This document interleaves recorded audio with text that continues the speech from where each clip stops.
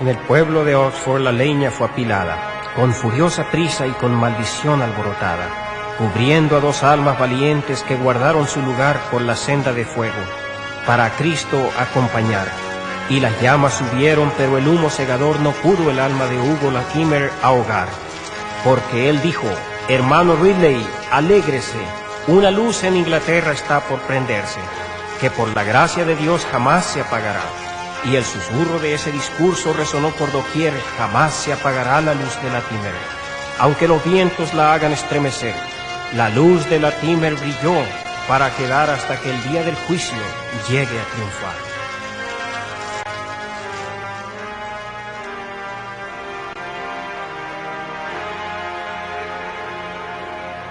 Y así tuvo que ser. Al cabo de 3 años, María Tudor murió y la reina Isabel I ascendió al trono, despuntando el amanecer del siglo de oro en Inglaterra. Ella se propuso con tanta diligencia devolver Inglaterra a los caminos de su padre, que los poderes católicos de Europa comenzaron a planear su derrocamiento. Felipe II, hijo de Carlos V, organizó la fuerza invasora más grande que el mundo haya conocido, la Armada Invencible.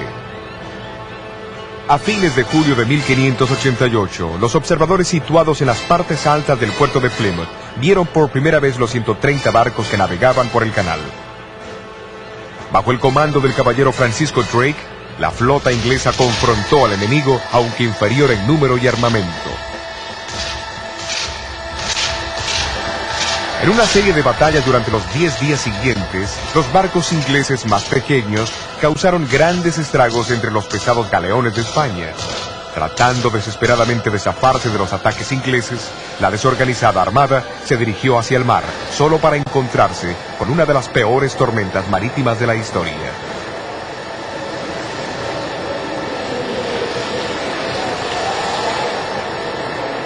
Sacudida a lo largo de la costa de Noruega y arrojada contra las rocas de las Islas Shetlands, Orcadas y Hebridas, e impelida nuevamente hacia el sur a Irlanda, la armada huía aunque nadie la perseguía.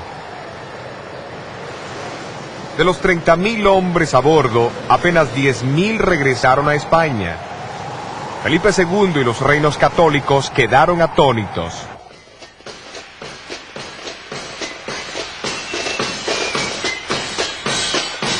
Pero los estados protestantes se reunieron en un coro de acción de gracias. Por orden de la reina Isabel, el 29 de noviembre fue un día dedicado a rendir gracias a Dios. La reina misma cabalgó por las calles de Londres hasta la Catedral de San Pablo y de allí hasta la Cruz de Pablo. Después del sermón, les habló a sus súbditos, exhortándolos a que se unieran a ella para alabar al Dios que había dispersado a sus enemigos y protegido su dominio.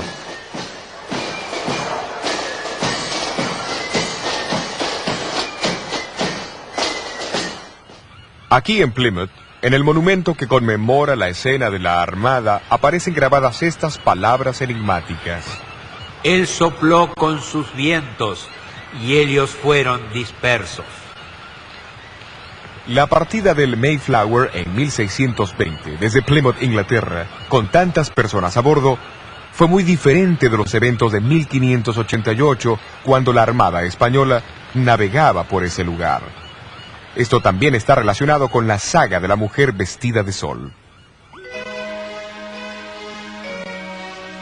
Durante el último período del trono de la reina Isabel, la población se dividió entre aquellos que permanecieron leales a la Iglesia oficial de Inglaterra y aquellos que deseaban que la reforma de la Iglesia continuase basada en la autoridad de las Escrituras.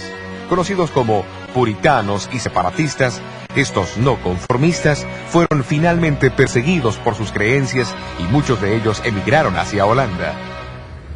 Entre estos estaban los primeros peregrinos, que navegaron a bordo del Mayflower desde Holanda, por el puerto de Plymouth, con destino al Nuevo Mundo. Cuando los puritanos se separaron de la iglesia inglesa, se habían comprometido solemnemente a caminar juntos en todos los caminos de Dios que ya conocían o que irían a conocer. Esta era la razón vital del protestantismo.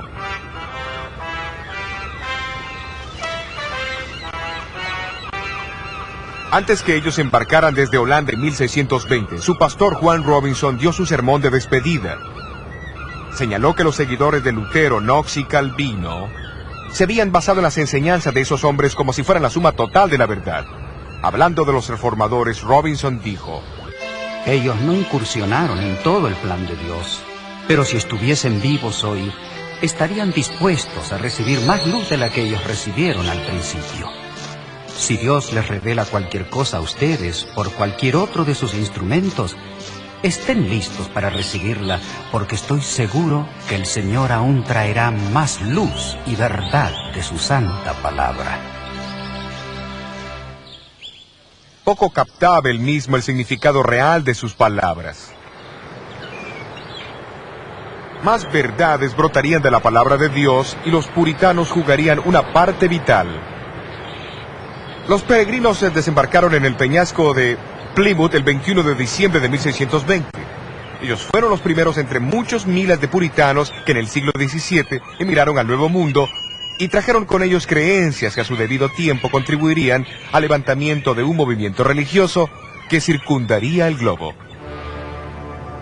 De acuerdo a la profecía de Daniel 7, el poder del cuerno pequeño reinaría en Europa por 1260 años. Al final de ese periodo, que se extendería desde el año 538 al 1798, surgirían eventos que disiparían temporalmente esa supremacía. Exactamente, en febrero de 1798, las tropas francesas del general Berthier entraron a Roma, tomaron al Papa prisionero y aminoraron grandemente la autoridad y el poder del papado. De la misma manera, en la profecía de Juan en Apocalipsis 12, la mujer vestida de sol estaría en el desierto por 1260 años. Después de 1798, un movimiento surgiría que enseñaría las mismas grandes verdades enseñadas por los apóstoles, los profetas y los cristianos. Grandes verdades tales como la salvación por la gracia de Dios a través de la fe en Cristo solamente, el ministerio sumo sacerdotal de Cristo, el sacerdocio real de todos los creyentes, la obediencia a todos los mandamientos de Dios, el bautismo del creyente y la suficiencia y autoridad de la Escritura sobre la tradición estaban entre lo que la iglesia primitiva enseñaba. Tales enseñanzas, perdidas por muchos a través de la gran apostasía, serían restauradas y proclamadas al mundo en la hora del juicio final. Jesús dijo que el Evangelio debía ser predicado en todo el mundo, y entonces vendría el fin. El clímax del prolongado conflicto entre Cristo y Satanás está descrito en Apocalipsis 12:17. Entonces el dragón fue airado contra la mujer y se fue a hacer guerra contra los otros de la simiente de ella, los cuales guardan los mandamientos de Dios y tienen el testimonio de Jesucristo. El concepto bíblico de remanente significa un grupo de personas de cualquier edad que haya sobrevivido a la calamidad y sea leal a Dios y a los principios de su palabra en un tiempo de apostasía final. Sin embargo, la escena de Apocalipsis 12 deja claro que hace referencia a los descendientes espirituales de la mujer en el tiempo del fin. Eso es después de 1798. Ellos pertenecen a la digna línea de herederos espirituales entre los escogidos de Dios, que han sobrevivido a los furiosos ataques del dragón a través de la historia.